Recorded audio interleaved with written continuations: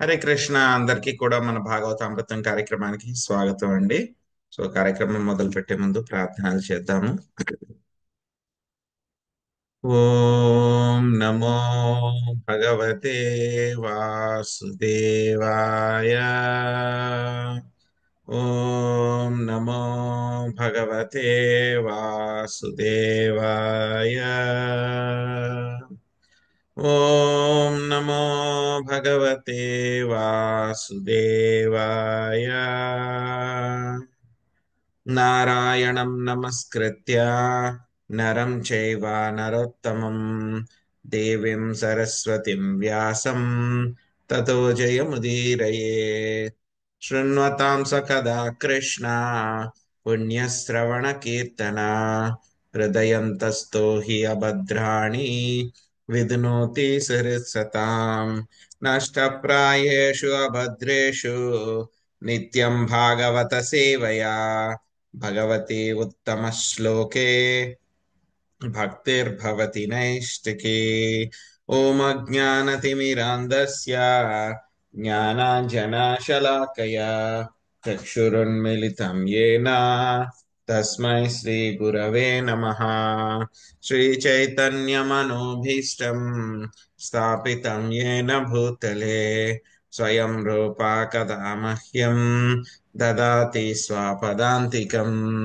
వందేహం శ్రీగురో శ్రీయుతాపదకమలం శ్రీగురున్ వైష్ణవాంశ శ్రీరూపం సాగ్రజాతం సహగణా రఘునాథాన్వితం తాం సజీవం సాద్వైతం సావధూతం పరిజనా సహితం కృష్ణ చైతన్య దేవం శ్రీరాధా కృష్ణ పాదాన్ సహగణా లలిత శ్రీ విశాఖాన్వితాంశ.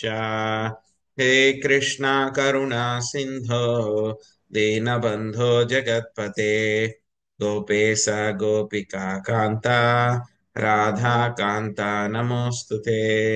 తప్త కాంచన గౌరాంగీ రాధే వృందావనేశ్వరి వృషభానుసుతే దేవి ప్రణమామి హరిప్రియే. వాంఛాకల్పతరుభ్యశ్చ కృపా సింధుభ్య ఏవ చ పతితానాం పావనేభ్యో వైష్ణవేభ్యో నమో నమః. జయ శ్రీ కృష్ణ చైతన్య ప్రభు నిత్యానంద శ్రీ అద్వైత గదాధర శ్రీవాసాది గౌర భక్త వృంద. హరే కృష్ణ కృష్ణ కృష్ణ హరే హరే హరే రామ హరే రామ రామ రామ హరే హరే. హరే కృష్ణ. ఈరోజు మనము 12వ అధ్యాయము రహుగుణ రహుగుణ రహుగణ రహుగణ జడభరతుల సంభాషణము అనేటువంటి విషయం మనము నేర్చుకోవడానికి ప్రయత్నిద్దాము. సో సుబ్బరత్నం మాతాజీ మీరు మొదటి పారాగ్రాఫ్ చదవండి. నాగం సునీత మాతాజీ రెండో పారాగ్రాఫ్, వాసవి మాతాజీ మీరు మూడో పారాగ్రాఫ్ చదవండి. హరే కృష్ణ ప్రభుజీ, దండోత్ ప్రణామాలు. హరే కృష్ణ. రఘుగణ రాజు తన జ్ఞాన విషయమున ఇంకను సందేహగ్రస్తుడై ఉన్నందున తనకు తిరిగి ఉపదేశము కావించుమనియు తనకు బోధపడిన అంశములను వివరించుమనియు బ్రాహ్మణుడగు జడభరతుడిని అడిగెను. తన నిజస్థితిని మరుగుపరిచి ఉన్నట్టి జడభరతునికి రఘుగణుడు వందనములు నొసగుట ఈ అధ్యాయము తెలుపబడినది. ఆధ్యాత్మిక జ్ఞానమున అతడెంతటి మహిమాన్వితుడో అగ్రగణ్యుడో అతనికి వాక్కు ద్వారా ఆ రాజు తెలుసుకొనగలిగెను. జడభరతుని ఎడ తాను కావించిన అపరాధమునకు అతడు ఎంతో పశ్చాత్తాపడెను. రఘుగణ రాజు ఆ రీతిన అజ్ఞాన సర్పముచే కాటువేయబడినప్పటికీ జడభరతుడు అమృతమయ వాక్కులచే తిరిగి బాగుపడెను. చర్చించినట్టి విషయములను గూర్చి అతడు ఇంకనూ సందేహగ్రస్తుడై ఉన్నందున ఒకదాని పిదప ఒకటిగా మరిన్ని విచారణలు కావించెను. తొలుత అతడు జడభరతుని పాదపద్మముల చెంత కావింపబడిన అపరాధము నుండి బయటపడగోరెను. హరే కృష్ణ ప్రభుజీ. Thank you Prabhuji. హరే కృష్ణ. హరే కృష్ణ ప్రభుజీ, దండవత్ ప్రణామం. హరే కృష్ణ. జడభరతుని ఉపదేశములను గ్రహింపలేనందుకు రహుగణుడు కొంత అసంతుష్టుడయ్యెను. గంభీరములైన అవి లౌకికునికి అవగతము కానట్లుగా నుండెను. కనుకనే జడభరతుడు తన ఉపదేశములను మరింత స్పష్టముగా వివరించెను. ధరణిపై గల సమస్త చరాచర జీవరాశి కేవలము భూమి యొక్క రూపాంతరములే, వికారములు అని అతడు పలికెను. రాజు తన రాజదేహమును గాంచి గర్వించవచ్చునేమో గాని అది కూడా పృథ్వీ రూపాంతరమే అయ్యున్నది. విద్యాహంకారము వల్లనే ఆ రాజు స్వామి భృత్యుని ఎడ ప్రవర్తించు రీతి పల్లకి బోయి పట్ల అమర్యాదగా వర్తించెను. నిజమునకు అతడు ఇతర జీవుల ఎడ నిర్దయుడై ఉండెను. తత్ఫలితముగా ప్రజారక్షణకు అతడు అయోగ్యుడై ఉండెను. అజ్ఞాని అయినందున అగ్రగణ్యులగు తాత్వికులలో జమకట్టుటకు అతడు అనర్హుడు. ఈ భౌతిక జగత్తునందలి సమస్తము రూపములను బట్టి వివిధ నామములను కలిగి ఉన్నప్పటికీ అవన్నీయును పృథ్వీ యొక్క రూపాంతరములే. వాస్తవమునకు వస్తువు సర్వస్వము ఒక్కటే, సమానమే అయ్యున్నవి. అంత్యమున ఆ వైవిధ్యము నశించి అవన్నీయును పరమాణువులుగా మార్పు చెందగలవు. ఈ భౌతిక జగత్తులో ఏదీను శాశ్వతము కాదు. వస్తు వైవిధ్యము వాటి విశేషత కేవలము మానసిక కల్పనము మాత్రమే. పరతత్వము మాయాతీతము. ఆ తత్వమే నిరాకార బ్రహ్మము.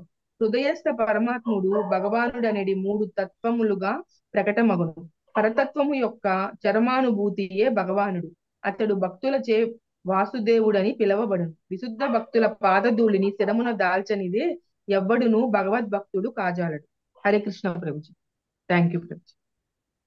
హరే కృష్ణ. హరే కృష్ణ ప్రభుజీ. తన గత జన్మమును గురించి తెలియజేసిన జడభరతుడు భగవత్కరుణ వలననే తనకు ఆ సంఘటనలన్నీయును గుర్తున్నవని రాజుతో పలికెను. గత జన్మలను కర్మలను తలుచుకొని అతడు మిగుల సావధానుడై ఉండి భౌతిక జగత్తుతో కలియని లాగున చెవిటి మూగవాని వలె వర్తించెను. గుణ సంపర్కము మిక్కిలి ప్రబలమైనది. లౌకికుల దుస్సాంగస్యమును కేవలము భక్తుల సాంగస్యము ద్వారా తొలగించుకొనవచ్చును. భక్తుల సాంగత్యమున నవవిధములుగా శ్రవణం, కీర్తనం, విష్ణు స్మరణం, పాదసేవనం, అర్చనం, వందనం, దాస్యం, సఖ్యం, ఆత్మనివేదనం, భక్తియుత సేవ నొనర్చుటకు మనుజునికి అవకాశం మొసగబడును. ఈ ప్రకారము సత్సంగత్యమున అతడు లౌకిక సాంగత్యమును విడనాడి ఆ విద్యా సాగరమును దాటి భగవద్ధామమును చేరగలడు. హరే కృష్ణ ప్రభుజీ. Thank you Prabhuji. హరే కృష్ణ. రహుగణ ఉవాచ నమో నమః కారణ విగ్రహాయ స్వరూపాతుచ్చీకృత విగ్రహాయ నమో వధూతా ద్విజబంధులింగ నిగూఢ నిత్యానుభావాయ తుభ్యం. శాంతకుమారి మాతాజీ, ట్రాన్స్లేషన్ భాష్యం 2 చదవండి, అనువాదం భాష్యం 2 చదవండి.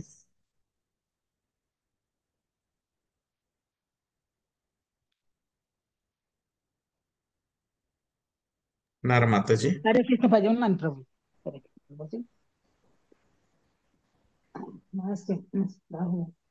రాహుగణ రాజు పలికెను. మహాత్మా, నీవు దేవదేవునికి అభిన్నుడవు. నీ ప్రభావము చే శాస్త్రములందలి సమస్తముకు వివాదములు తొలగిపోయినవి. బ్రాహ్మణ బంధు వేషమున నీవు ఈ దివ్యానంద స్వరూపమును మరుగు పరిచితివి. నీకు నా ప్రణామములు అని అర్పించుతున్నాను. భాష్యము. పూర్ణ పురుషోత్తముడు కృష్ణ భగవానుడే సర్వకారణ కారణుడని సర్వకారణ కారణం బ్రహ్మ సవితం ద్వారా మనం ఎరిగితివి. ఆ సర్వకారణ కారుని ప్రత్యక్ష అవతారమే వృషభదేవుడు. అతని పుత్రుడగు భరతుడు ఇప్పుడు బ్రాహ్మణుడగు జడభరతుడుగా వర్తిస్తున్నాడు. అతడు సర్వకారణ కారణునికి నుండి దేహమును బడవలసి వచ్చినను ఇచ్చట కారణ విగ్రహాయ అని సంబోధించబడి. హరే కృష్ణ ప్రభు. Thank you Prabhuji. హరే కృష్ణ. జరామయాతస్య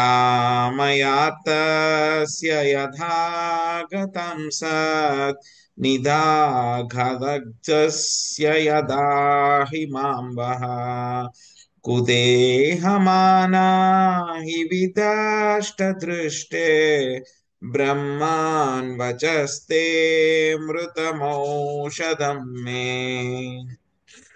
తపస్విదేవ మాతాజీ, అనువాదము భాష్యం చదవండి. హరే కృష్ణ ప్రభుజీ. ధన్యవాదాలు. ఓ బ్రాహ్మణోత్తమ, నా దేహము మలినపూర్ణమై ఉన్నది. నా దృష్టి గర్వమనడి సర్పముచే కాటువేయబడినది. భౌతిక భావనలచే నేను రోగగ్రస్తుడను అయితిని. అట్టి జ్వరపీడితును నీ అమృతోపదేశములే ప్రదేశములే చక్కని ఔషధము. అవి ఉష్ణముచే తప్తమైన వానికి సుశీలతమగు జలము వంటిది. భాష్యమై శ్రీల ప్రపాదుల వారికి జై. బద్ధజీవుడు అస్థికలు, రక్తము, మలము, మూత్రాదులతో నిండియున్న దేహమును కలిగి ఉండును. అయినను ఈ భౌతిక జగత్తునందలి అత్యంత మేధావంతులు తాము ఈ రక్త మాంసాదుల కలయిక ఏనని భావింతురు. అదే నిజమైనచో శీఘ్రమే లభ్యమనిడి ఆ మాంసాల మూత్రాది ఘటక ద్రవ్యములతో ఇతర మేధావంతులను ఎందులకై తయారు చేయడం లేదు? ఈ ప్రకారము ప్రపంచమంతయు దేహాత్మ భావన ఎందే చనుచు మర్యాదస్తుడు జీవించుటకు ఏమాత్రము సరిపడని నారకీయ పరిస్థితిని తయారు చేయుచున్నది. రహుగణునికి జడభర్తుడు ఒసగిన ఉపదేశంలో అత్యంత విలువైనవి. అవి సర్పకాటు నుండి మనిషిని బతికించగల ఔషధము వంటివి. వేదోపదేశములు అమృతము, సుశీలతమగు జలమును బోలినట్టివి.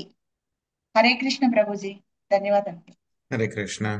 తస్మాత్ భవంతం మమ సంశయార్థం ప్రక్ష్యామి పశ్చాదధునా సుబోధం.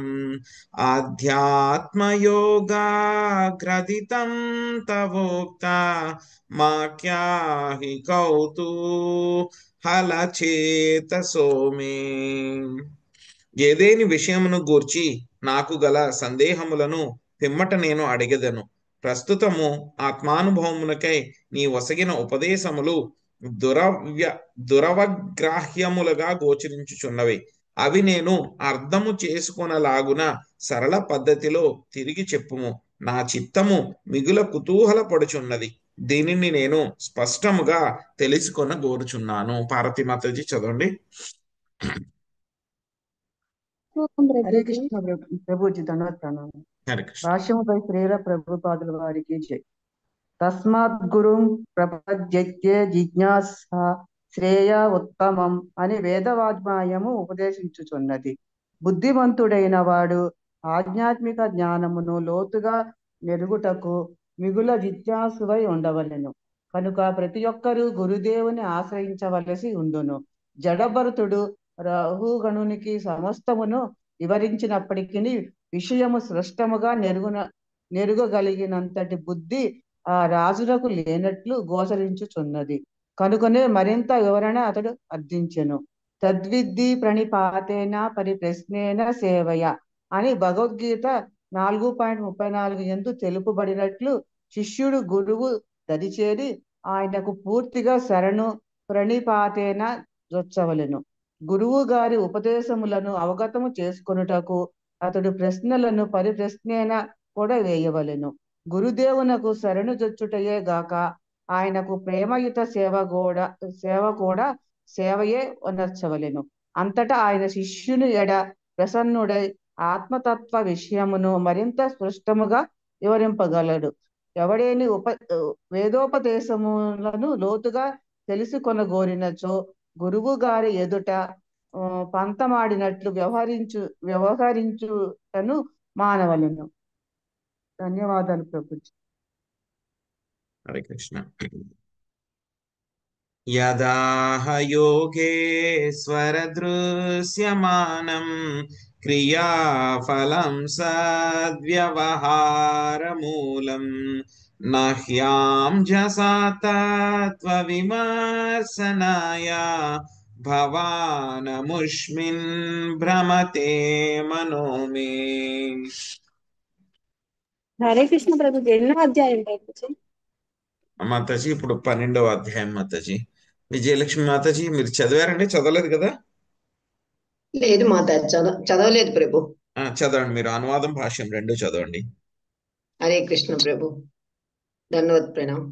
ఓ యోగేశ్వర, దేహము అటునిటు చరించడం వలన కలిగేది అలసట ప్రత్యక్షానుభవం వలన తెలిసినప్పటికీ నిజమునకు అలసటయే లేదని నువ్వు పలికితివి. అది కేవలము వ్యవహారం మాత్రమేననియు అట్టి ప్రశ్నోత్తరములచే ఎవ్వడను పరతత్వం నెరవేర్చాలనియు చెప్పితివి. నీవు పలికిన ఈ వాక్కులచే నా మనస్సు కొద్దిగా విచలితమగుచున్నది. భాష్యంపై శ్రీల ప్రభుపాదుల వారికి జై.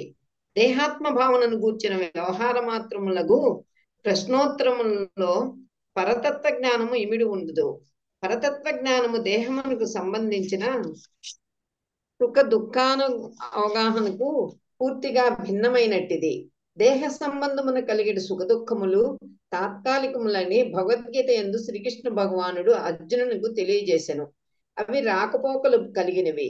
వానిచే మనుజుడు కలత చెందరాదు. పైగా వానిని ఓర్చుకొనుచు అతడు ఆధ్యాత్మిక అనుభూతి యత్నమును కొనసాగించవలను. హరే కృష్ణ ప్రభు, ధన్యవాదములు. హరే కృష్ణ మాతాజీ. సో రాహుగుణ మహారాజు ఏం చేస్తున్నారు? రాహుగుణ మహారాజు ఏం చేస్తున్నారు? ధన్యవాదాలు చెప్తున్నారు. ఎవరికి? జడభరతుడికి ఆయన ధన్యవాదాలు చెప్తున్నారు. ఇంకా ప్రశ్నలన్నీ కూడా వేస్తున్నారు అన్నమాట మనకి మొదటి 4 శ్లోకాల్లో కూడా. సో మొదటి శ్లోకంలో ఏం చెప్తున్నారు? ఆయనకి నమస్కారాలు అర్పిస్తున్నారు అన్నమాట. సో ఏమంటున్నారు ఆయన్ని నమస్కారాలు అర్పిస్తూ? సో నీవు దేవదేవునికి అభిన్నుడవు. ఇంకేం చెప్తున్నారు? మీ ప్రభావం చేత శాస్త్రములందరి సమస్తమగు వివాదములు తొలగిపోయినవి. బ్రాహ్మణ బంధువు వేషమున నీవు నీ దివ్యానంద స్వరూపమును మరుగుపరిచితివి. నీకు నా ప్రణామములు అర్పించుచున్నాను. సో ఆయన ఎలా ఉన్నారు? ద్విజ బంధువు కింద అనమాట. సో ద్విజ బంధువు అంటే కనుక ఏమిటి? ద్విజ బంధువు అంటే కనుక మనకి ఆయన బ్రాహ్మణ కులంలో పుట్టిన వాళ్ళందరూ కూడా బ్రాహ్మణులు అయిపోరు అనమాట. ఎవరికైతే కనుక ఆ లక్షణాలు లేదు, ఆ జ్ఞానం లేదు, వాళ్ళందరినీ కూడా ఏమంటారు? ద్విజ బంధు అని అంటారనమాట. అంటే ద్విజుడి కింద, అంటే బ్రాహ్మణుడు వంశంలో పుట్టినంత మాత్రాన బ్రాహ్మణుడు అయిపోవాలని లేదనమాట. సో ఇక్కడ జడభరతుడు ఆయన బ్రాహ్మణుడి కంటే కూడా చాలా ఉన్నతమైనటువంటి స్థాయిలో ఉన్నాడు. ఆయన ఏ స్థాయిలో ఉన్నారు? ఇప్పుడు ఇంచుమించు ప్రేమ స్థాయిలో ఆయన ఉన్నారనమాట. అయినా సరే బయటికి ఏమీ కూడా ఆయన చూపించుకోవట్లేదు గొప్పగా. కొంచెం కూడా బయటపడకుండా ఆయన ఏం చేస్తున్నారు? చాలా జాగ్రత్తగా ఉన్నారనమాట. చాలా జాగ్రత్తగా ఉన్నారు. అది రాహుగుణ మహారాజ్కి జ్ఞానబోధ చేయడం కోసమే ఆయన తన యొక్క జ్ఞానము ఏదైతే ఉందో దానికి సంబంధించింది ఆయనతోనే మాట్లాడారు. సో ఇప్పటిదాకా మనకి డిస్క్రిప్షన్ లో చూసాం, తన తండ్రి ముందు కూడా ఎలా ఉన్నారు ఆయన? చాలా ఏమీ తెలియనటువంటి అమాయకుల్లాగా, ఒక ఒక మూర్ఖుల్లాగా. సో తన యొక్క సవితి తల్లి దగ్గర, అదే విధంగా తన అన్నదమ్ముల దగ్గర, వాళ్ళందరి దగ్గర కూడా ఏమీ తెలియని వాళ్ళలాగా. ఇంకా చూస్తే గనక ఆ దొంగలు ఎప్పుడైతే కనుక ఆయన్ని చంపేస్తున్నారో అయినా సరే ఆయన ఏం చెల్లించకుండా ఏదైతే అది అవని అంతా ఆయనే చూసుకుంటారు. గబగబా వీళ్ళు చంపేస్తే కనుక నేను గబగబా స్వామి దగ్గరికి వెళ్ళిపోవచ్చు అనే ఉద్దేశంతో అలా సైలెంట్ గా ఉన్నారు ఆయన. పాపం ఇంకా ఆవిడ కాళికాదేవి వచ్చేసి ఈయన ప్రయత్నానికి ఈయనకి ఇంకా లేట్ చేసింది అనమాట. ఆవిడ ఒక రకంగా చెప్పాలంటే కనుక వాళ్ళందరినీ కూడా చంపేసి. సో ఏమైంది అయినా? సో అందుకే ఈ విషయాలన్నీ కూడా ఎందుకంటే గొప్ప మహాత్ములకి, అంటే రాహుగుణ మహారాజ్కి ఈ యొక్క ఆధ్యాత్మిక సంబంధమైనటువంటి విషయాల పట్ల పూర్తిగా అవగాహన, జ్ఞానం లేకపోయినా సరే ఎవరు మహాత్ములు, ఎవరు గొప్పవాళ్ళు, వాళ్ళ యొక్క క్యాలిబర్ ఏమిటి, కెపాసిటీ ఏమిటని తెలుసుకోగలిగినంత జ్ఞానం ఉందన్నమాట. సో ఆ జ్ఞానం బట్టి ఆయన ఐడెంటిఫై చేయగలిగారు. ఐడెంటిఫై చేసి ఏం చెప్తున్నారు? సర్వకారణ కారణం అని చెప్పేసి ఎలా అయితే కనుక మనం శ్రీకృష్ణ భగవానుడికి చెప్తున్నామో, ఈయన కూడా ఏమన్నారు? నువ్వు దేవదేవునికి అభిన్నుడవు అని చెప్తున్నారు. ఎందుకంటే కనుక గురువుని ఎలా చూడాలి మనము? గురువుని మనము భగవంతుడితోటి సమానంగా చూడాలి. ఇంకా చెప్పాలి అని అంటే కనుక భగవంతుడి కన్నా ఎక్కువగా చూడాలి. కానీ గురువే భగవంతుడు అని చెప్పి మనం అనుకోకూడదు అనమాట. గురువే భగవంతుడు అని అనుకోకూడదు. కానీ బట్ గురువు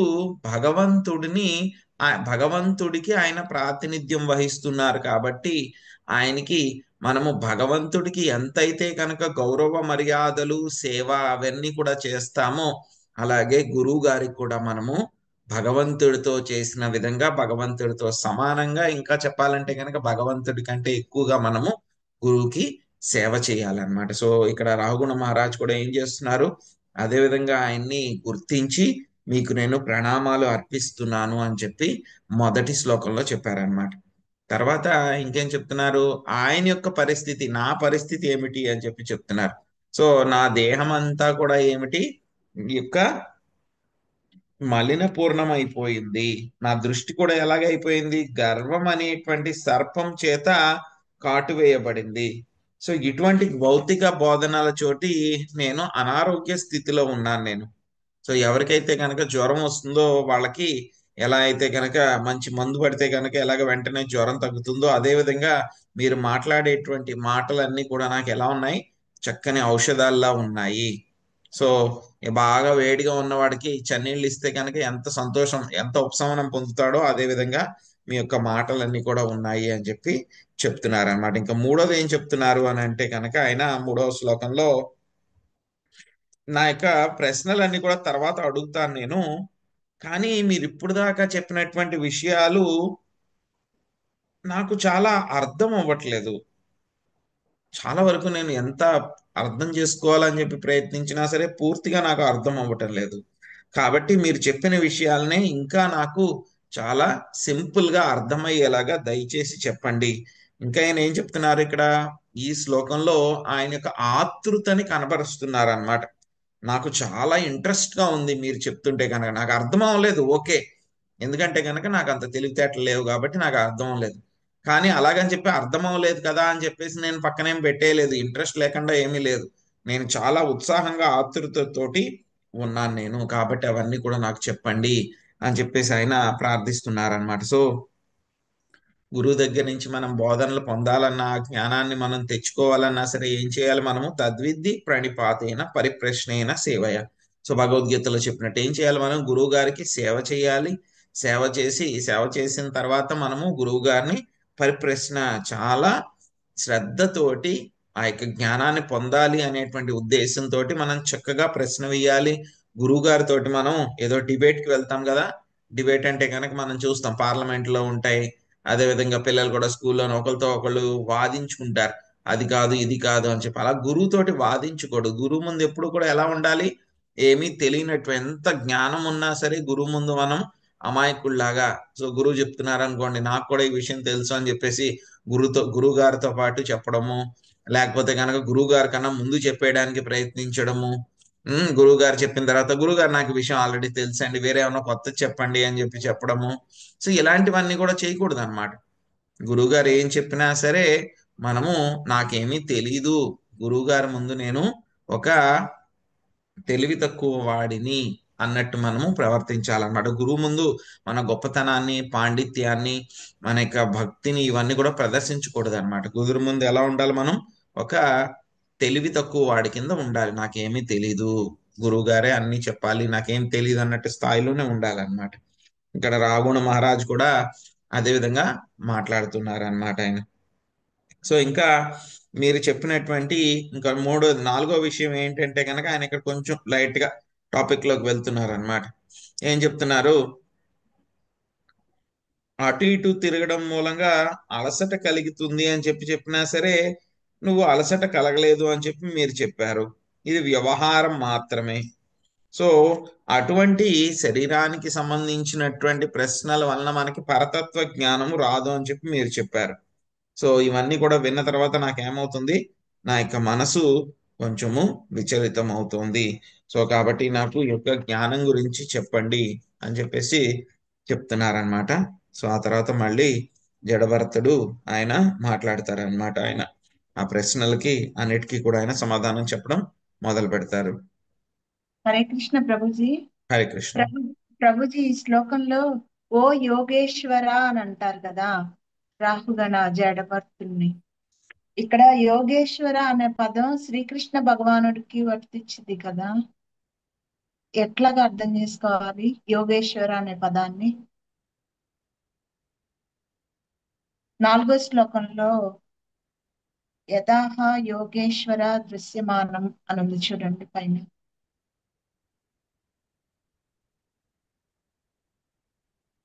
ఈశ్వరుని కదా యోగేశ్వరుడు అని అన్నది శ్రీకృష్ణ భగవానుడు. సో యోగేశ్వర అంటే కనుక ఇక్కడ యోగంలో చాలా ఉన్నత స్థాయిలో ఉన్నట్టు ఆయన అందరికంటే కూడా హైయెస్ట్ శ్రీకృష్ణ భగవానుడు.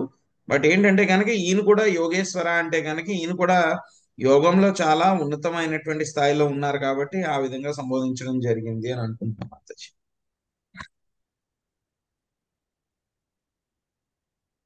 ఓకే ప్రభుజీ.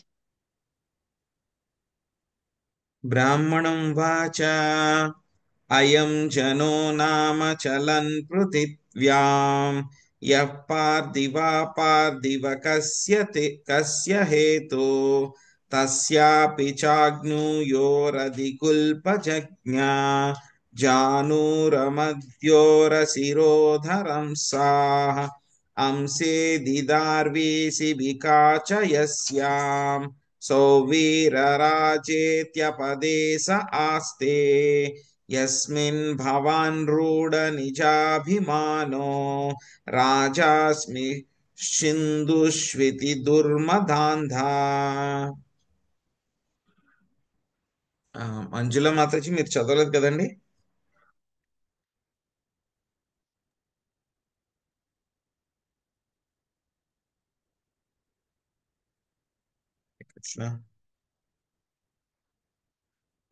లక్ష్మీ మాతాజీ మీరు చదవండి. లక్ష్మీ శ్రీనివాసులు మాతాజీ మీరు అనువాదం చదవండి. శశికళ మాతాజీ మీరు భాష్యం చదవండి.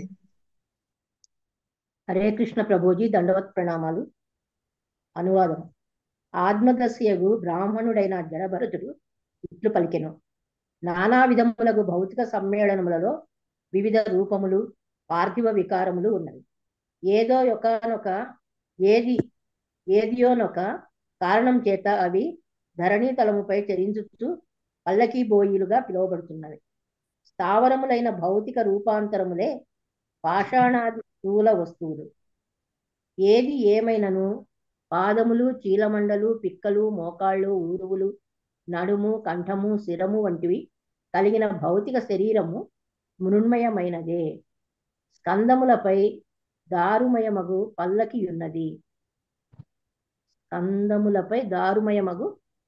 ఉన్నది. పల్లకి యందు సౌవీర దేశరాజు ఉన్నాడు. రాజు యొక్క దేహము కూడా మరి యొక్క పార్థివ వికారమే అయ్యున్నది.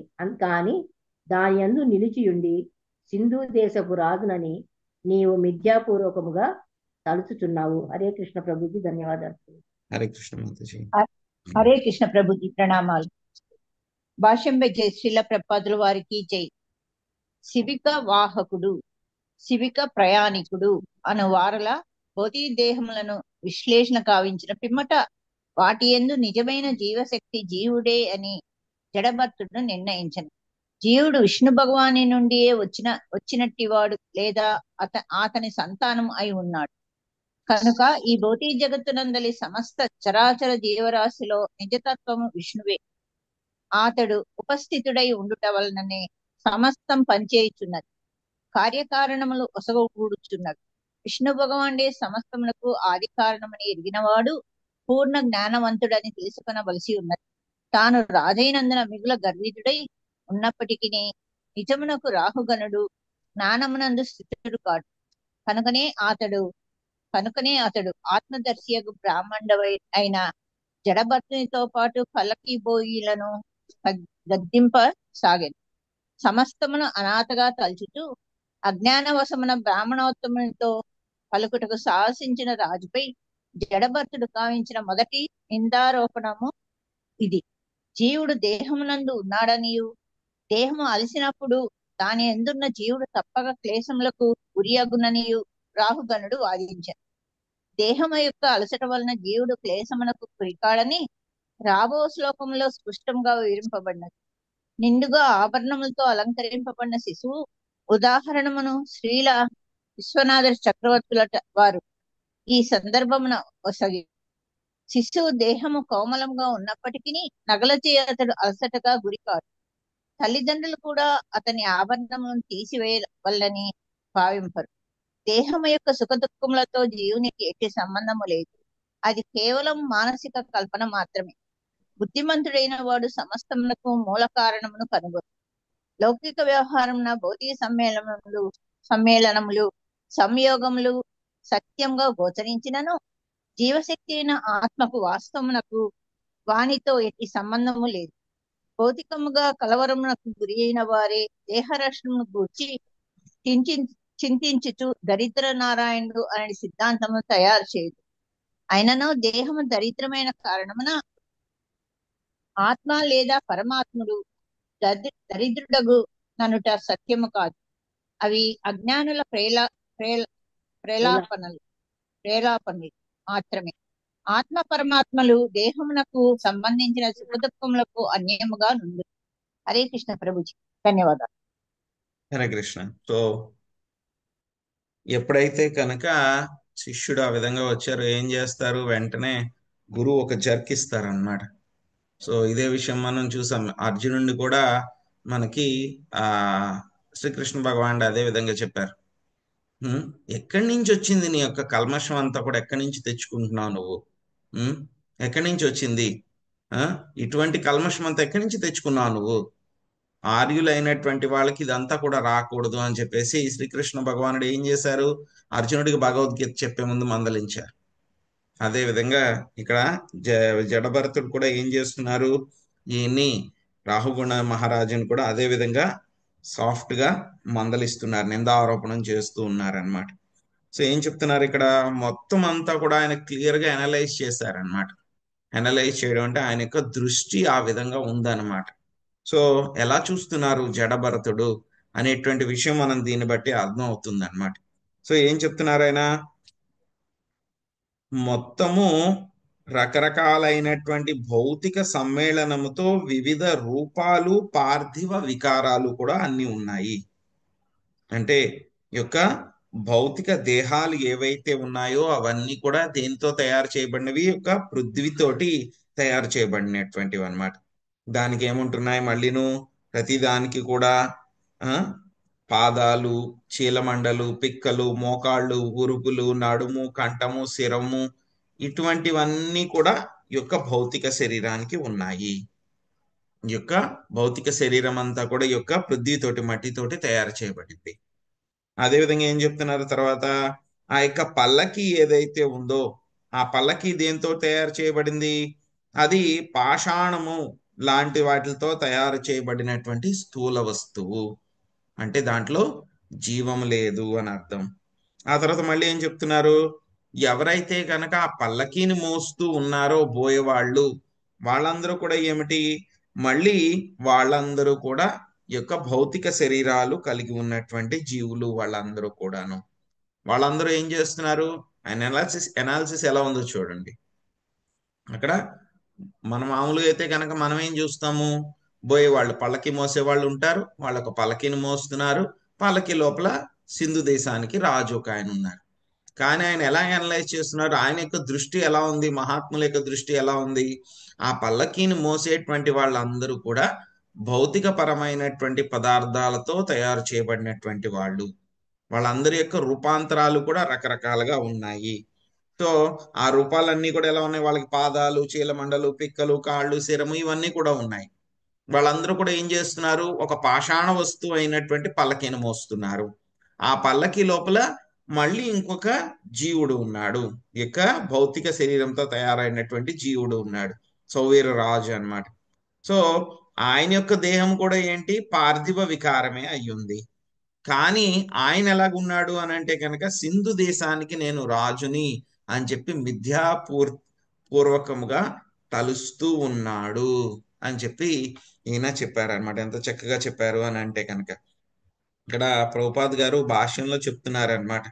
సో నువ్వు అజ్ఞానంతో, ఎవరు చెప్తున్నారు, జడభరతుడు ఈయనకి చెప్తున్నారు రాహుగుణ మహారాజ్, నువ్వు అజ్ఞానంతో నీకు కళ్ళు పూర్తిగా మూసుకుని పోయి నీ యొక్క నిజమైనటువంటి స్వరూపం ఏమిటి అనేటువంటిది నువ్వు తెలుసుకోలేకపోతున్నావు. నువ్వేమనుకుంటున్నావు, నేను యొక్క సౌవీర దేశానికి నేను రాజుని అని చెప్పి నువ్వు అనుకుంటున్నావు అని చెప్పి చెప్తున్నారనమాట.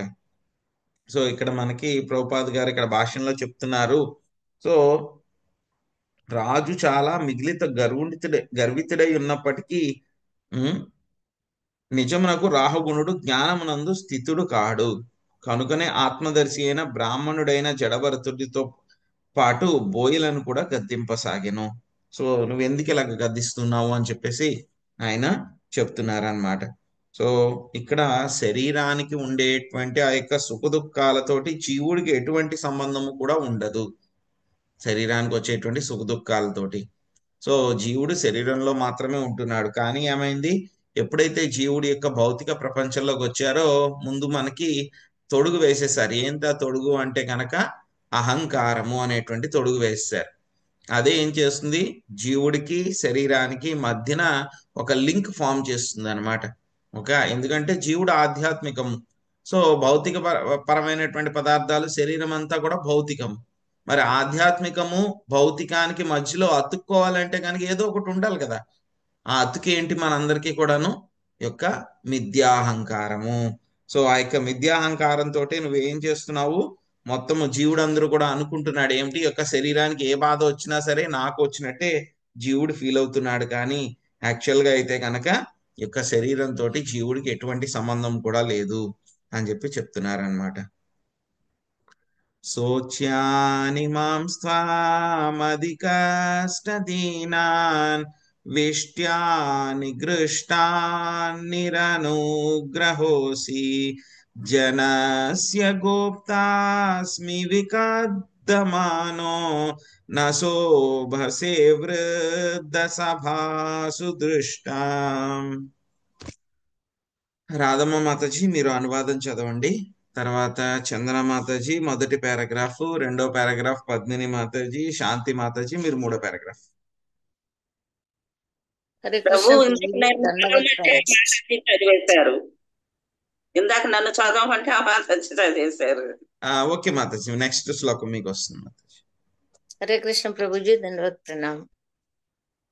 అయినను జీతం లేకుండా నీ పల్లకిని మోసడే ఈ అనుయాయులు ఈ అన్యాయమునకు నిష్కముగా కష్టమునకు గురియగుచున్నారంటే యథార్థమే. పల్లకిని బలవంతముగా మోయుటకు నియోగించిన కారణమున వారి పరిస్థితి శోచనీయమై ఉన్నది. నీవు క్రూరుడు దయారహితుడు అని ఇది నిరూపించుచున్నది. అయినను దురహంకారముచే నిన్ను నీవు ప్రజారక్షకునిగా తలంచుచున్నావు. ఇది మిగుల హాస్యాస్పదము. జ్ఞానవంతుల సభలో నీ వంటి మూర్ఖుడు మహనీయునిగా ఆరాధింపబడడు. Thank you Prabhuji. హరే కృష్ణ. హరే కృష్ణ ప్రభుజీ దండవత్ ప్రణామాలు. శ్రీల ప్రభుపాదుల వారి భాష్యం. శ్రీల ప్రభుపాదుల వారికి రాహుగణుడు తాను రాజునని గర్వించుచుండెను. ఇష్టానుసారం ప్రజలను నిందించడం గల హక్కు తనకు కలడని అతడు భావించెను. కానీ వాస్తవంగా అతడు జీతం లేకుండానే తన పల్లకిని మోయుటకు బోయబాలను వినియోగించెను. అందువలన అకారణంగా అతడు వారికి కష్టం కలిగించే వాడైను. అయినను అతడు తాను ప్రజారక్షకుడిని తలుచుచుండెను. వాస్తవమునకు రాజు భగవత్ ప్రతినిధి ఉండవలెను. కనుకనే అతడు నరదేవుడని నరులలో భగవంతుడని పిలువబడను. అయినను తాను దేశాధినేత కనుక ప్రజలను తన ఇంద్రియ భోగార్థం వాడుకొనవచ్చనని అతడు తలచినచో అది గొప్ప తప్పిదమే అగును. అట్టి స్వభావమునకు విఘ్నాలు ఆదరించరు. నేర నియమానుసారం రాజునకు ఋషులు, బ్రాహ్మణులు, పండితులు మంచి సలహాలు ఇవ్వవలను.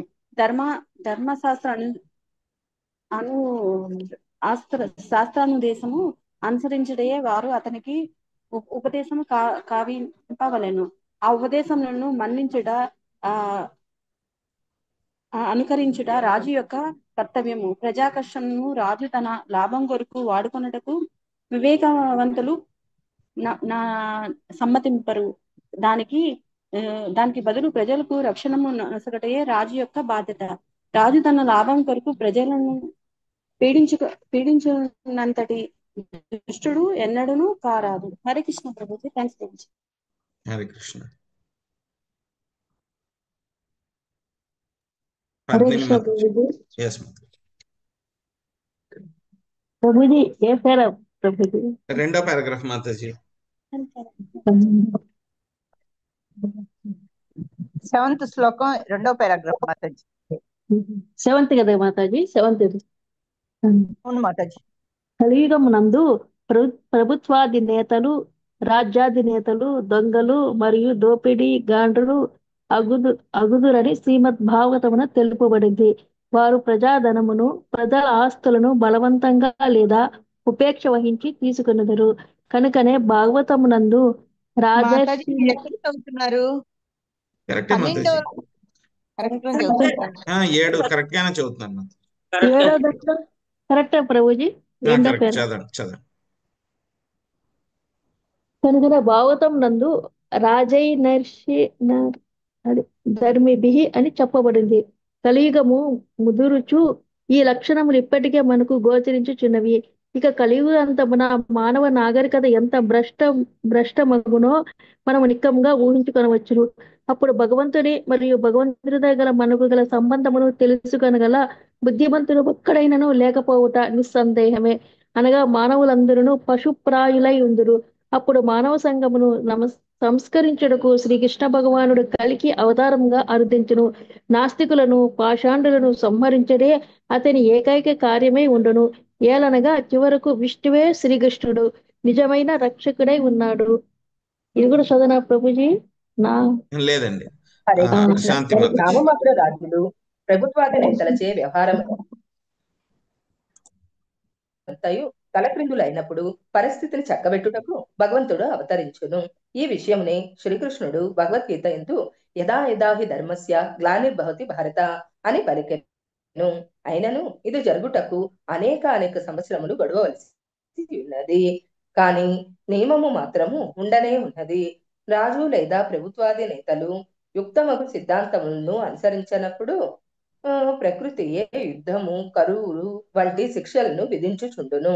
కనుక ప్రభుత్వాధినేత జీవిత లక్ష్యమును ఎరుగనిచో ప్రజాపాలనా బాధ్యతను స్వీకరింపరాదు. వాస్తవముగా సమస్తమునకు పరమ యజమాని విష్ణు భగవానుడే. అతడే ఎల్లరను పోషించువాడు. రాజు, తండ్రి, సంరక్షకుడు వంటి వారు కేవలం విష్ణు భగవాన్ని ప్రతినిధులు మాత్రమే. వ్యవస్థ చక్కగా నడుచున్నట్లుగాను సమస్తము చక్కగా పోషింపబడులాగునను చూసుటకు వారికి దేవదేవునిచే శక్తి ప్రదానము కావింపబడినది. కనుక జనులందరూ చివరికి జీవిత లక్ష్యము నెరుగులాగున ప్రజాపాలనము చేయుట దేశాధినేత యొక్క బాధ్యత. నతే విదు స్వార్థగతిం హి విష్ణు. కానీ దురదృష్టవశాత్తు ప్రభుత్వాధినేత గాని జనసామాన్యము గాని విష్ణు భగవాన్ని తెలుసుకొనుటకు మరియు ఆ దేవదేవుని ఆశ్రయించుటయే జీవిత చరమ లక్ష్యమని ఎరుగకున్నారు. ఈ జ్ఞానము లేనప్పుడు ప్రతి ఒక్కరూ అజ్ఞానముననే నిలిచిన వారగుదురు. అంతటా సమాజమంతయు వంచకులు వంచితులతో నిండిపోవును. Thank you Prabhuji. Hare Krishna Mataji. So ఇంకా ఏం చెప్తున్నారు జడభరతుడు ఆయనతో ఏం చెప్తున్నారు? నీ యొక్క పాలన ఏదైతే ఉందో చాలా అధర్మంగా పాలిస్తున్నావు నువ్వు ప్రజలందరినీ కూడా. ఎవరైతే నీ యొక్క పల్లకీని మోస్తున్నారో వాళ్ళందరూ కూడా ఏమిటి, రాజు ఆయన పెట్టుకున్నటువంటి బోయేవాళ్ళు కాదు. వాళ్ళందరినీ కూడా జీతం ఇచ్చి వాళ్ళందరినీ వాళ్ళ చేత మోయించుకోవట్లేదు. ఎవరైతే దొరుకుతారో వాళ్ళందరినీ కూడా బలవంతంగా ఆయన యొక్క పల్లకి మోయించడానికి ఆయన నియుక్తం చేసుకున్నారనమాట, ధనమేమి ఇవ్వకుండా. సో ఏమనుకుంటున్నారు, వాళ్ళందరి చేత కూడా పల్లకి మోయించుకుంటున్నారు. అయినా సరే ఆయన ఏమని ఫీల్ అవుతున్నాడు, నేను వీళ్ళందరినీ కూడా రక్షిస్తున్నాను, నేను వీళ్ళందరికీ కూడా రక్షకుణ్ణి అని చెప్పి ఫీల్ అవుతున్నారు. కాబట్టి ఇదేమిటి, దాన్ని బట్టి ఏమర్థమవుతుంది, నువ్వు క్రూరుడవి దయారహితుడివి అని చెప్పి అర్థమవుతుంది. నీకు దురహంకారంతో నేనే ప్రజా రక్షకుణ్ణి అని చెప్పి నువ్వు బాధిస్తున్నావు. ఒక పక్కన ఏమనుకుంటున్నావు, నువ్వు వాళ్ళందరినీ కూడా కాపాడాల్సింది లేకుండా నువ్వు వాళ్ళందరినీ కూడా శిక్షిస్తూ ఉన్నావు, బాధ పెడుతూ ఉన్నావు. కానీ నువ్వేమనుకుంటున్నావు, నువ్వు వాళ్ళనేదో నువ్వు రక్షించేస్తున్నాను అని అనుకుంటున్నావు. ఇది చాలా హాస్యాస్పదంగా ఉంది. జ్ఞానవంతుల యొక్క సభలో నీ వంటి మూర్ఖుడిని ఎవరు కూడా మహనీయుడు అని చెప్పి ఎవరు కూడా మిమ్మల్ని అనుకోరు అని చెప్పేసి చెప్తున్నారనమాట. సో యొక్క రాజులు అనేటువంటి వాళ్ళు ఎలా ఉండాలి, కలియుగంలో ఎలాగ ఉంటారు, ప్రజల యొక్క పరిస్థితి ఏ విధంగా ఉంటుంది అనేటువంటి విషయాలన్నీ కూడా మనకి ఈ యొక్క భాషల్లో ప్రభుపాదులు వారు చెప్తున్నారు. మనం వీటి యొక్క ఎగ్జాంపుల్స్ అన్ని కూడా మనం చాలా లైవ్ లో చూస్తున్నాం, మనం అందరం కూడా. సో వేరే దేశాల్లో, మన దేశంలో కూడా చూస్తున్నాం అన్నమాట. సో వేరే దేశాల్లో అయితే కనుక నియంతలు ప్రజల్ని ఎంతలాగా బాధ పెట్టాలంటే కనుక అంతలా బాధ పెడుతున్నారు అనమాట. వాళ్ళందరూ కూడా రకరకాలుగా బాధలు పెడుతున్నారు. అవన్నీ కూడా చూస్తున్నాం మనం. నార్త్ కొరియాలో చూస్తున్నాము, మన దగ్గర ఉన్నటువంటి పక్క దేశాల్లో చూస్తున్నాం మనం. అన్ని చోట్ల కూడా ఇలాంటి ప్రజాపాలకులు చాలా మంది తయారైపోయారు అనమాట. వాళ్ళందరూ కూడా ఇదే విధంగా ఉంటారు. ఇదే విధంగా ఉన్నారు కూడా. ఏమనుకుంటున్నారు, వాళ్ళ ప్రజలందరినీ కూడా అష్ట కష్టాలకు అన్నిటికీ కూడా పాలయ్యేలాగా చేస్తున్నారు, బాధ పెడుతూ ఉన్నారు. అయినా సరే వాళ్ళు మాత్రం ఏమనుకుంటున్నారు, నేనే వీళ్ళందరినీ కూడా రక్షించేస్తున్నాను అని చెప్పి వాళ్ళు ఫీల్ అవుతూ ఉన్నారు అన్నమాట. కానీ నిజమైనటువంటి రక్షకుడు ఎవరు అంటే కనుక కేవలం విష్ణువు లేదా శ్రీకృష్ణ భగవానుడు మాత్రమే అన్నమాట. కానీ ఎప్పుడైతే కనుక ప్రజలు పాలకులు కూడా ఈ యొక్క విషయాన్ని మర్చిపోయి వాళ్ళు ఇష్టం వచ్చినట్లు ప్రవర్తిస్తే కనుక ఏమవుతుంది, వాళ్ళందరూ కూడా బాధపడాల్సి ఉంటుంది, ప్రజలందరూ కూడా బాధపడాల్సి ఉంటుంది.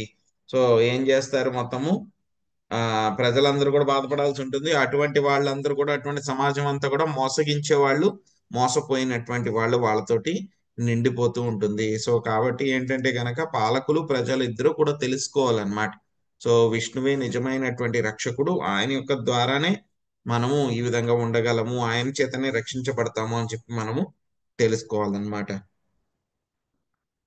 యథాక్షితావేవ చరాచరస్య విధామనిష్టాం ప్రభవం చ నిత్యం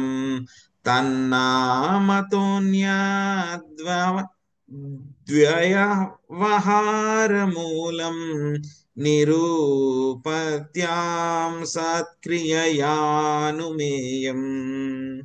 ధరణితలముపై జీవులమందరము నానావిధ రూపములలో ఉన్నాము. కొన్ని జీవులు చరములై ఉన్నవి, కొన్ని అచరములై ఉన్నవి. మనమందరము ఉనికిలోకి వచ్చి కొంతకాలము ఉండి చివరికి నశించిపోదుము. అప్పుడు దేహము తిరిగి ఈ భూమిలో కలిసిపోవును. మన దేహములన్నీ కేవలము పృథ్వీ యొక్క రూపాంతరము మాత్రమే. వివిధ దేహములు సామర్థ్యములు కేవలము పృథ్వీ వికారములై వ్యవహార మాత్రముగా ఉన్నవి. ఎలయనగా ప్రతిదియు పృథ్వీ నుండియే ఉద్భవించి నశించిన పిదప తిరిగి పృథ్వీ యందే కలియుచున్నది. అనగా మనము మట్టియే అయి ఉన్నాము, మట్టిగా మారనున్నాము. ఎల్లరును ఈ విషయమును గమనింపవలెను. చూడండి ఎంత స్ట్రాంగ్ గా చెప్తున్నారో ఇక్కడ జడభరతుడు. మహాలక్ష్మి మాతాజీ, మీకు మధ్యలో బ్రేక్ చేద్దాం అంటే కనుక పేరా మొత్తం ఒకటే పేరా ఉంది, చదివండి మాతాజీ. ప్రభుజీ నేను చదువుతాను కొంచెం లాస్ట్ లో. ఓకే మాతాజీ. మాతాజీ మీరు ఎక్కడ దాకా చదువుతారు అని అంటే కనుక పూర్ణ జ్ఞానము కానేరదు వరకు చదవండి.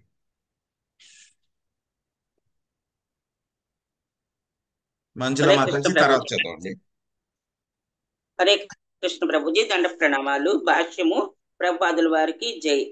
బ్రహ్మసూత్రములందు తదనాకృత్యము ఆరంభణ శబ్దాబ్దిప్య 2.1.14 అని చెప్పబడినది. ఈ దృశ్య మానవ జగత్తు ఆత్మాత్మల సమ్మేళనమై ఉన్నది. కానీ మూల కారణము మాత్రమే పరబ్రహ్మమే, దేవదేవుడే. కనుకనే భాగవతము 1.5.20 అందు ఇదం ఈ విశ్వం భగవాన వేతరహ అని చెప్పబడినది.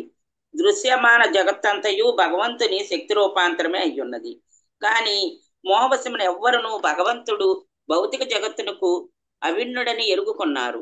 వాస్తవమునకు అతడు అభిన్నుడే. అయినను ఈ భౌతిక జగత్తు అతని వివిధ శక్తుల రూపాంతరమై ఉన్నది. పరస్య శక్తి విధై శ్రూయతే. దీని సంబంధమున వేదములలో కొన్ని వచనములున్నవి.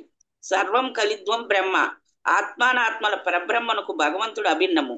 ఈ విషయంలో శ్రీకృష్ణ భగవానుడు భగవద్గీత 7.4 యందు మే భిన్న ప్రకృతి రష్ట్రద అని ద్రోవపరచను. భౌతిక శక్తి మాయ, శ్రీకృష్ణుని శక్తియే అయినను అతని నుండి విడివడి ఉన్నది. ఆధ్యాత్మిక శక్తి కూడా అతని శక్తియే, కానీ అది అతని నుండి విడివడలేదు.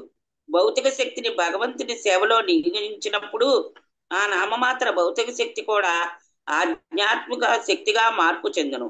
ఇనప కడ్డీని అగ్నిలో ఉంచినప్పుడు అది కూడా అగ్నిగా మారిన చందమున ఇది జరుగును.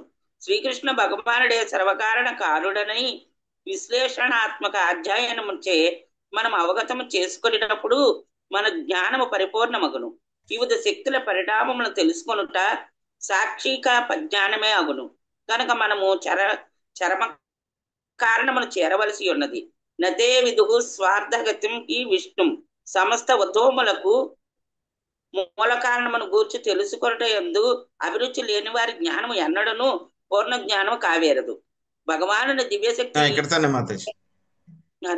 హరే కృష్ణ ప్రభుజీ, దండ ప్రణామాలు. హరే కృష్ణ. హరే కృష్ణ ప్రభుజీ. హరే కృష్ణ. భగవానుని దివ్యశక్తి భగవానుని దివ్యశక్తి జీవితము కానట్టిది ఈ భౌతిక జగత్తులో ఏదియూ లేదు. పృథ్వీ నుండి అనేక సుగంధ ద్రవ్యములు తయారు చేయబడి వివిధ ప్రయోజనములకు ఉపయోగింపబడిన వాటికి మూల కారణం పృథ్వీనే గాని అన్యము కాదు. మట్టితో చేయబడిన కుండను కొంతకాలం నీటిని పదిలపరుచుకున్నట్టుకు ఉపయోగించినను చివరకు ఆ కుండ మట్టియే గాని అన్యము కాదు. కనుక కుండకు దాని ఘటక ద్రవ్యము మట్టికి భేదం లేదు. అది కేవలము శక్తి రూపాంతము మాత్రమే. అది కారణము లేదా ప్రధాన ఘటక ద్రవ్యము భగవానుడే. వైవిధ్యము కేవలము గౌణ ఫలము మాత్రమే. చందోపనిషత్తు నందు ఇట్లా చెప్పబడింది, యదా సమ్యకేన మృతిండేన సర్వం మృణాయం విజ్ఞాతం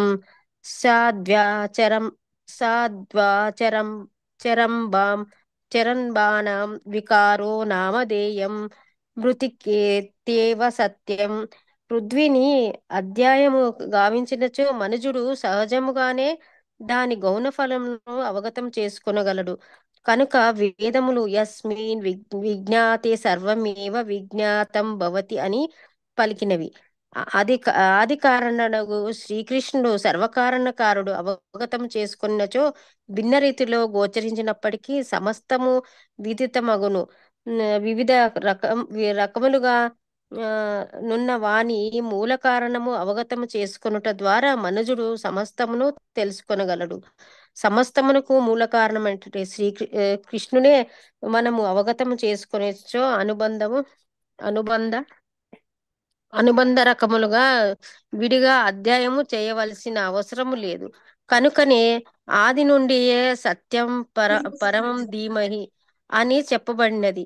మనుజుడు తన అవగాహనను పరమ సత్యమును శ్రీకృష్ణుడు వాసుదేవుడు పైననే కేంద్రింపవలెను. వాసుదేవుడు అనేది పదము సర్వకారణకు భగవానుని సూచించును. మత్తస్థాని భూతాని నా చాహం త్వేషవశిష్ట. జ్ఞాన విజ్ఞాన పూర్వమగు తత్వసారమనేది దృశ్యమాన జగత్తును ఆత్మతత్వముపై ఆధారపడి ఉన్నది. అదే విధముగా అజ్ఞాన వశమును మనకు సమస్తమునందు భగవంతుని గాంచజాలకున్నను ఆది అంతయు భగవచ్చక్తి వలనే నెలకొని ఉన్నది. హరే కృష్ణ. ధన్యవాదాలు ప్రభుజీ.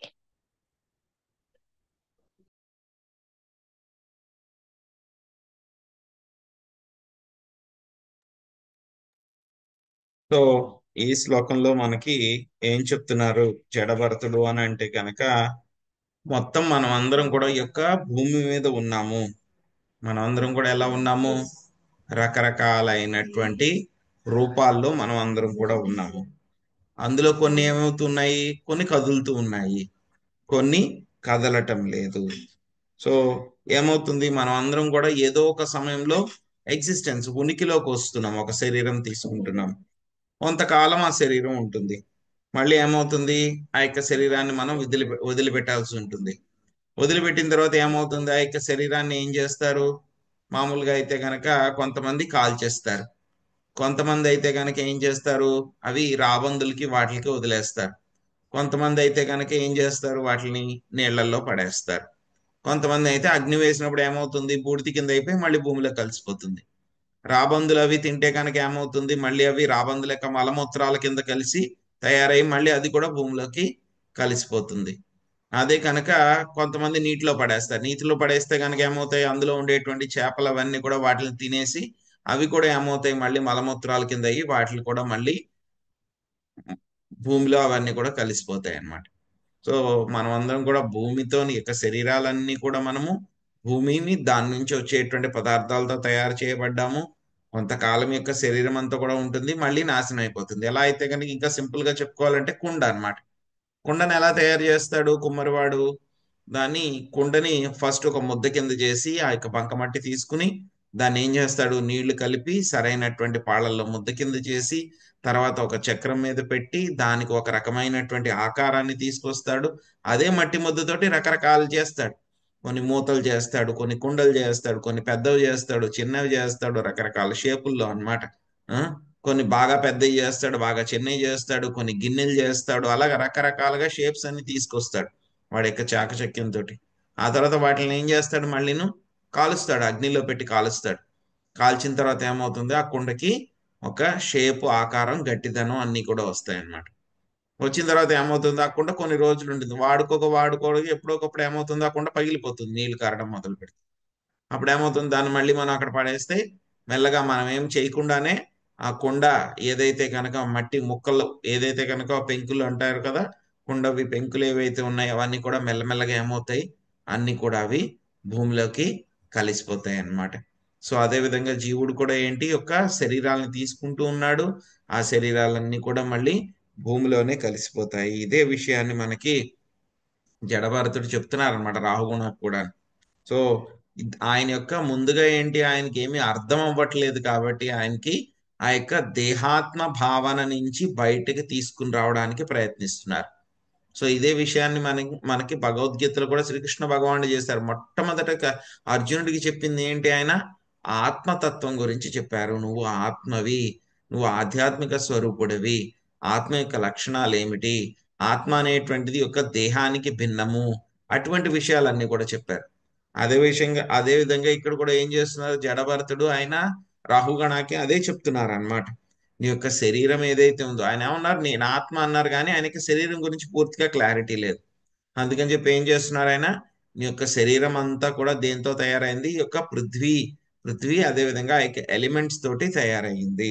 సో చూస్తే గనక మన యొక్క శరీరంలో కూడా అవి ఉన్నాయి. ఏమున్నాయి చూడండి, భూమి రాపో నలో వాయువు, భూమి పృథ్వీ ఉంది. అదేవిధంగా లోపల మన అందరి శరీరాల్లో కూడా గాలి ఉంది, మన అందరి శరీరాల్లో కూడా వేడి ఉంది, మనందరి శరీరాల్లో కూడా నీరు ఉంది, మనందరి శరీరాల్లో కూడా ఏముంది, స్పేస్ అంటే కనుక స్పేస్ అన్నమాట, అంటే కనుక గ్యాప్ అన్నమాట. సో దీన్ని ఆయుర్వేదంలో ఏమంటారు, మనల్ని కఫ, పిత్త, వాయు అని చెప్పి 3 రకాలుగా చెప్తారు. కఫం అంటే కనుక మన యొక్క గొంతుకులో అది కూడా ఒక్కొక్కసారి వస్తుంది, అది కఫం. సో అదేవిధంగా మొత్తం మనకి శరీరం అంతా కూడా బ్యాలెన్స్ గా ఉండాలి, ఆరోగ్యంగా ఉండాలి అంటే కనుక ఇక కఫ, పిత్త, వాయు 3 కూడా ఎలా ఉండాలి, సమానంగా ఉండాలి. వీటిలో ఏమాత్రం మనకి ఇంబ్యాలెన్స్ వచ్చినా సరే, కొంచెం ఎక్కువ తక్కువలు అయినా సరే ఏమవుతుంది, మనం జబ్బు పడతాం అన్నమాట. సో మన యొక్క శరీరం అంతా కూడా వీటితో తయారైంది, ఈ భూమి నుంచి వచ్చినటువంటి రకరకాల మూలకాలతోటి ఇవన్నీ కూడా తయారైంది. సో ఈ రకమైనటువంటి దేహాలు, సామర్థ్యాలు ఇవన్నీ కూడా ఏమిటి, పృథ్వీ యొక్క రకరకాలైనటువంటి వికారాలు, వ్యవహార మాత్రంగానే ఉన్నాయి. అన్ని పృథ్వీ నుంచే వచ్చాయి. ఏమవుతుంది, మళ్ళీ తిరిగి నశించిన తర్వాత పృథ్వీలోనే మనం కలిసిపోతున్నాము. సో మనం మట్టి అయి ఉన్నాం, ప్రస్తుతము మట్టిగా మారనున్నాము. సో ఈ విషయాన్ని మనము గుర్తుపెట్టుకోవాలి అని చెప్పి జడభరతుడు చెప్తున్నారనమాట. సో ప్రభుపాద వారు మనకి భాషల్లో ఇంకొంచెం హై లెవెల్లో మనకి చెప్తున్నారు, నెక్స్ట్ లెవెల్ అన్నమాట. ఏంటి, సో మనకి ఏదైతే కనుక యొక్క రూపాలన్నీ కూడా వచ్చినాయో ఇవన్నీ కూడా ఎలాగివ్వబడినాయి, మన సృష్టిలో మనం తెలుసుకున్నాం. మనందరికీ కూడా రూపాలు ఎలా సృష్టించబడుతున్నాయి అంటే కనుక భగవంతుని యొక్క బహిరంగ శక్తి అయినటువంటి మాయాదేవి ద్వారా మనకి రకరకాలైనటువంటి యొక్క శరీరాలన్నీ కూడా ఇవ్వబడినాయి అన్నమాట. ఆ యొక్క శరీరంలో మనకి జ్ఞానేంద్రియాలు, కర్మేంద్రియాలు, మనసు, బుద్ధి, అహంకారము వీటిలన్నిటితో కూడా మనకి ఆ యొక్క రూపం అంతా కూడా తయారైంది. సో కర్మేంద్రియాలు, జ్ఞానేంద్రియాలు, అదేవిధంగా మనకి ఇంద్రియార్థాలు ఇవన్నిటితోటి కూడా మనకి తయారైంది. కానీ వీటిలన్నిటికీ కూడా మూల కారణం ఏమిటి అంటే కనుక ప్రకృతి. ఈ యొక్క ప్రకృతి ఎవరి ఆధీనంలో జరుగుతుంది అంటే కనుక ఇదంతా కూడా శ్రీకృష్ణ భగవానుడి యొక్క ఆధీనంలో ఇవన్నీ కూడా జరుగుతూ ఉన్నాయి అన్నమాట. ఆయనకు భౌతిక ప్రకృతి ఇవన్నీ కూడా చేస్తుంది. సో ఈ యొక్క భౌతిక ప్రకృతి ఏమిటి, ఆయన దగ్గర నుంచి ఆయన యొక్క శక్తి అది. కానీ ఏంటంటే కనుక ఆయన నుంచి విడివడినటువంటి శక్తి అన్నమాట. అయినా సరే విడివడినంత మాత్రాన నేను స్వతంత్రురాలిని అని చెప్పి ఆవిడ అనదు. ఎప్పుడు కూడా శ్రీకృష్ణ భగవానుడి యొక్క ఆజ్ఞానుసారమే ఆవిడ వర్తిస్తూ ఉంటుంది అన్నమాట. సో ఈ యొక్క అంతరంగ శక్తి ఏదైతే ఉందో అది ఎప్పుడు కూడా ఆయనతోటి విడిచిపెట్టి ఉంటది అనమాట. సో ఏమవుతుంది అని అంటే కనుక ఎప్పుడైతే కనుక మనకి ఇప్పుడు అంతరంగ శక్తితో మనం లేము కాబట్టి ఎప్పుడైతే కనుక మనం ఈ యొక్క బహిరంగ శక్తితో చేసినటువంటి వస్తువుల్ని ఎప్పుడైతే కనుక శ్రీకృష్ణ భగవానుడి యొక్క సేవలో ఉపయోగిస్తే కనుక ఏమవుతుంది, ఆ యొక్క బహిరంగ శక్తి కూడా వెంటనే ఏమవుతుంది, అంతరంగ శక్తి అయిపోతుంది అనమాట. ఎలా అయితే కనుక మనకు ఎగ్జాంపుల్ అన్నమాట. సో మన దగ్గర ఒక ఇనప రాడ్ ఉంది అనుకోండి, ఆ రాడ్ని ఏం చేస్తాం, మనం పొయ్యి మీద పెట్టామనుకోండి, ఏమవుతుంది, అది బాగా కాలిపోతుంది. కాలిపోయేది ఎలా తయారవుతుంది, కొంతసేపటికి అది ఎర్రగా నిప్పు ఏదైతే కనుక ఆ మంటకి ఏదైతే లక్షణాలు ఉన్నాయో ఆ లక్షణాలన్నీ కూడా దానికి వచ్చేస్తాయి, ఎర్రగా తయారవుతుంది అనమాట. సో ఇలాగ చేసే కదా వాళ్ళు ఏం చేస్తారు, మనకి కుమ్మరి వాళ్ళు ఏం చేస్తారు, దాన్ని ఇక లోహం పనులు వాళ్ళందరూ చేసేవాళ్ళు ఇక ఇనుమునంతా కూడా చక్కగా బెండ్ చేసేస్తారు వాళ్ళందరూ. సో అదే విధంగా ఇక్కడ చెప్తున్నారు అనమాట శ్రీల ప్రభుపాదుల వారు కూడా భాష్యంలో, ఎలా అయితే కనుక ఇనపకడిని నిప్పులో ఉంచితే కనుక అగ్నిలో ఉండేటువంటి లక్షణాలన్నీ ఎలాగ వచ్చేస్తాయో అదే విధంగా ఈ యొక్క భౌతిక ప్రకృతిని మనం శ్రీకృష్ణ భగవానుడి యొక్క సేవలో ఉంచితే కనుక ఏమవుతుందో ఆ యొక్క భౌతిక ప్రకృతి కాస్త ఎలా అయిపోతుంది, ఆధ్యాత్మిక శక్తి అయిపోతుంది అని చెప్పి చెప్తున్నారు అనమాట. సో ఇవన్నీ కూడా ఎలా ఉన్నాయి అంటే కనుక ఈ యొక్క శరీరాలన్నీ కూడా మనకి మాయ చేత ఇవ్వబడినటువంటి శరీరాలు ఇవన్నీ కూడా. దాన్ని ఏమన్నారు భగవద్గీతలో స్వామి చెప్పారు మనకి, యంత్రరూఢాని మాయయా. సో మాయ చేత తయారు చేయబడినటువంటి యంత్రములను అధిరోహించి జీవుడు తిరుగుతూ ఉన్నాడు ఈ యొక్క భౌతిక ప్రపంచంలో. సో ఎలాగైతే కనుక మనం ఒక్కొక్కసారి వెళ్ళాలనుకోండి, ఒక చోట నుంచి ఇంకో చోటకి వెళ్ళాలనుకోండి, ఏం చేస్తాం, ముందు ఏదైనా చాలా దూరం వెళ్ళాలంటే కనుక ఏం చేస్తాం, ముందు మన ఇంటి దగ్గర నుంచి బయలుదేరి మనం ఆటో పట్టుకుంటాం. ఆటో పట్టుకుని వెళ్ళి మళ్ళీ ఏదో ఒక ఎయిర్పోర్ట్కో ఎక్కడికో వెళ్తాం. ఎయిర్పోర్ట్కి వెళ్ళిన తర్వాత మళ్ళీ దాన్ని వదిలిపెట్టేసి మళ్ళీ మనం ప్లేన్ పట్టుకుంటాం. ప్లేన్ పట్టుకున్న తర్వాత మళ్ళీ ఇంకొకసారి ఇంకా దూరంగా వెళ్ళాలి. ప్లేన్ దిగిన తర్వాత మళ్ళీ ఇంకో ట్రైన్ పట్టుకుంటాం. సో ఆ ట్రైన్ పట్టుకున్న తర్వాత మళ్ళీ మనం వేరేటి ఇంకోటి ఏదో ఒకటి పట్టుకుంటాం. అలాగే జీవుడు కూడా ఏం చేస్తున్నాడు, ఈ యొక్క మాయ చేత ఇవ్వబడినటువంటి యంత్రరూఢాని మాయయా, మాయ చేత ఇవ్వబడినటువంటి యంత్రాలని జీవుడు ఒక్కొక్కసారి ఒక్కొక్క రకమైనటువంటి యంత్రం అన్నమాట. మొత్తం 84 లక్షల రకాలైనటువంటి యంత్రాలు ఉన్నాయి. సో జీవుడు ఒక్కొక్కసారి ఏం చేస్తున్నాడు, ఈ యంత్రం బాగాలేదు, చిన్నపిల్లలకు ఉన్నారనుకోండి, సో వాళ్ళని ఒక పెద్ద ఆట వస్తువులు ఉన్నటువంటి ప్రదేశంలో వాళ్ళని వదిలేశారు అనుకోండి, వాడికి ఎలా దేంతో ఆడుకోవాలో తెలియదు వాడికి. సో ఫస్ట్ ఏం చేస్తాడు, ఒకటి ఎక్కుతాడు, అది ఎక్కుతాడు, దాన్ని బాగాలేదంటాడు, మళ్ళీ ఇంకో దానికి ఎక్కుతాడు, అది బాగాలేదంటాడు, మళ్ళీ ఇంకో దానికి. ఎక్కడికి వెళ్ళినా సరే వాడికి ఆనందం ఉంటుందా, చివరికి టైం అయిపోతుంది కానీ వాడికి ఆనందం ఉండదు. అదే జీవుడి యొక్క పరిస్థితి కూడా. మొత్తం మాయ ఏం చేసేసింది, మొత్తం ఒకేసారి 84 లక్షల శరీరాలు ఆప్షన్స్ ఇచ్చేసింది, వీడికి పిచ్చెక్కిపోతుంది. సో ఏ ఆప్షన్ వాడుకోవాలి, ఏ ఆప్షన్ వాడుకోవాలి, ఇది వాడుకోవాలా, అది వాడుకోవాలా, అది వాడుకోవాలా, ఇది వద్దు, అది వద్దు, ఇది వద్దు అని చెప్పి అక్కడెక్కడ మనం తిరుగుతున్నాం. కానీ నాకు ఆప్షనే వద్దు, నాకు జీరో ఆప్షన్ కావాలి, నాకు కృష్ణుడు వద్దు, నేను మా ఇంటికి వెళ్ళిపోతాను అని చెప్పి మాత్రం మనం అనుకోవట్లేదు. నేను ఆ బొమ్మతో ఆడుకుంటాను, ఈ బొమ్మతో ఆడుకుంటాను, ఈ బొమ్మ బాగలేదు, ఆ బొమ్మ అయితే బాగుంటుంది అని చెప్పి మనం ఇక్కడిక్కడే ఆడుకుంటూ ఆడుకుంటూ కష్టాలు అనుభవిస్తూ దెబ్బలు తింటూ అదే ఆనందం అని చెప్పి ఫీల్ అవుతూ మనము ఇక్కడ ఉన్నాం అన్నమాట. సో తర్వాత ఇంకా మళ్ళీ మనకి రావణ మహారాజ్కి జడభరతుడు ఏం చెప్తున్నారు అనేది మనం రేపు తెలుసుకుందాం. హరే కృష్ణ.